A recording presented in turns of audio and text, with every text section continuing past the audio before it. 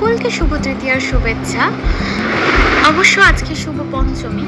আমি তৃতীয়ার দিন আমার এই বন্ধুদের সাথে ভ্রমণ, কলকাতায় যাওয়া, ঘোরা, মজা করা, এই সমস্ত কিছু করেছি। আর দিনটি সত্যি আমার জন্য খুবই স্পেশাল ছিল, খুবই স্মরণীয়। প্রথমত সেদিন আমার পরীক্ষার শেষ দিন ছিল, সেই দিক থেকে তো একটা আনন্দ, একটা উচ্ছ্বাস, সাথে যে পরীক্ষার শেষের পর কোথাও বন্ধুদের সাথে গিয়ে ঘুরতে যাচ্ছি, সেটাও তো একটা আনন্দের বিষয়। যাই হোক, সবশেষে আজকে কিছু মনের কথা বলতে ইচ্ছা করলো। যেমন প্রথম কথা হচ্ছে, দুর্গাপুজোর অনেক অর্থ হয়। মানে দুর্গাপুজোর লক্ষ্য এবং উদ্দেশ্য সব মানুষের কাছে বিভিন্ন রকমের হয়। কারোর কাছে দুর্গাপুজো মানে জামা কাপড় কিনে মজা, কারোর কাছে দুর্গাপুজো মানেই জামা কাপড় দিয়ে, আনন্দ দিয়ে মজা। কেউ আবার দুটোই করে থাকেন।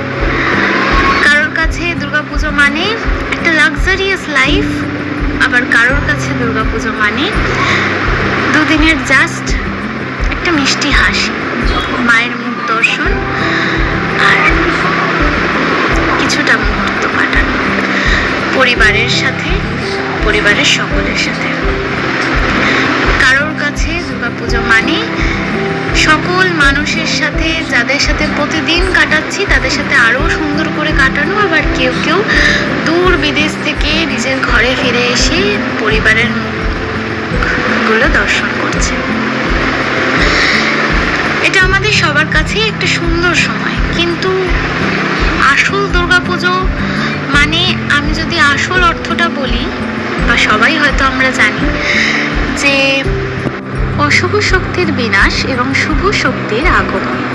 কিন্তু কোথাও গিয়ে যেন এখনো সকল অশুভ শক্তির বিনাশ হয়নি, এখনো অনেকটা বাকি। তবে আশা করছি ভবিষ্যতে আমাদের প্রচেষ্টায়, আমাদের সকলের প্রচেষ্টায় দুনিয়াটা আরো সুন্দরময় হবে। এই বছরে দুর্গাপুজো সকলের খুব সুন্দর কাটুক, সুন্দরভাবে উদযাপন করুন, আর জীবনের সমস্ত দুঃখ কষ্ট সরিয়ে দিয়ে ভালোভাবে থাকুন। আজকের মতো এইটুকুই। সকলকে জানাই পুজোর প্রীতি শুভেচ্ছা ও অভিনন্দন।